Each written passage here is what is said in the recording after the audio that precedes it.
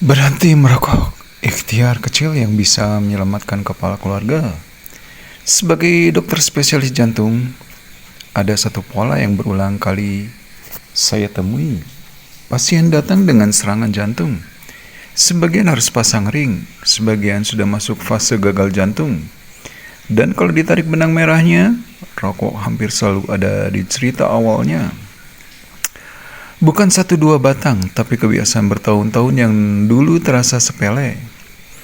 Yang sering membuat saya terdiam bukan hanya hasil rekam jantungnya, tapi cerita hidup setelahnya. Ada pasien yang sehari-harinya buruh bangunan, kerjanya mengangkut batu bata, naik turun proyek, mengandalkan fisik sepenuhnya. Setelah serangan jantung, fungsi jantungnya menurun. Obat membantu, tapi tubuhnya tidak lagi sama. Aktivitas berat tidak bisa lagi dilakukan. Artinya satu hal, ia tidak bisa kembali ke pekerjaan lamanya. Di titik itu, hidup berubah. Dari yang tadinya tulang punggung keluarga, tiba-tiba harus berpikir ulang. Saya masih bisa kerja apa?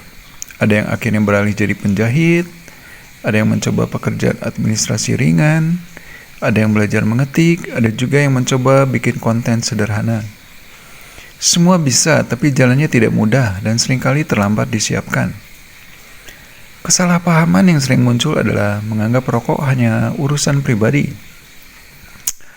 Padahal dalam praktek sehari-hari, dampaknya jarang berhenti di satu orang.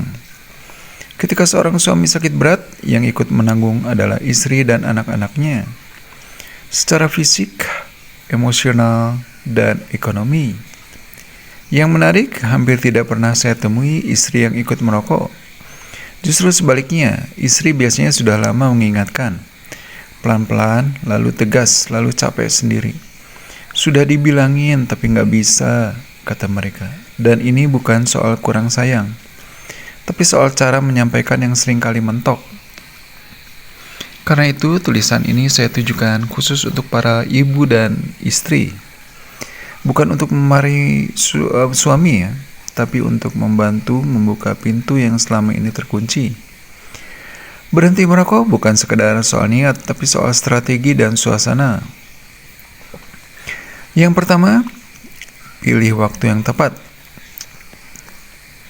Jangan menyampaikan saat suami sedang lelah, emosi, atau merasa diserang. Otak manusia paling defensif saat capek. Bicara di momen tenang jauh lebih efektif daripada 1000 nasihat saat emosi.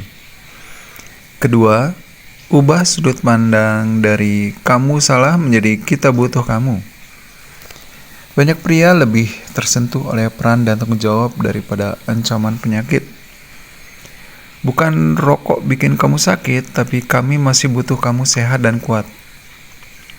Ketiga, hindari membandingkan dengan orang lain. Kalimat seperti tetangga saja bisa berhenti, jarang membantu. Yang ada, harga diri naik. Tembok makin tinggi, fokuslah pada kondisi suami sendiri, bukan orang lain.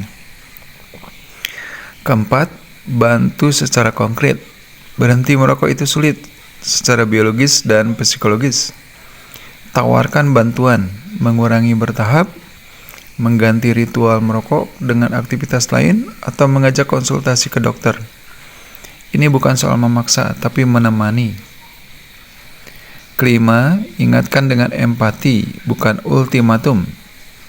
Banyak suami sebenarnya takut gagal, takut tidak bisa, takut kehilangan pegangan. Ketika istri hadir sebagai partner, bukan hakim, peluang berhasil jauh lebih besar. Saya sering bilang ke pasien, serangan jantung bukan hanya soal jantung, tapi soal arah hidup. Rokok mungkin terasa menenangkan hari ini, tapi bisa mengambil kemampuan bekerja, bergerak, dan menafkahi di masa depan. Dan itu beban yang berat untuk satu keluarga. Pelajaran besarnya adalah pencegahan selalu lebih murah daripada penyesalan. Berhenti merokok hari ini jauh lebih ringan daripada harus mengubah seluruh hidup besok. Dan peran istri dalam banyak kasus adalah kunci yang paling berpengaruh. Semoga tulisan ini bisa menjadi jalan pembuka dialog yang lebih hangat di rumah. Semoga Allah menjaga para kepala keluarga tetap sehat, kuat, dan mampu menjalankan amanahnya. Jika tulisan ini terasa bermanfaat, silakan dibagikan. Siapa tahu bisa menyelamatkan satu keluarga sebelum terlambat.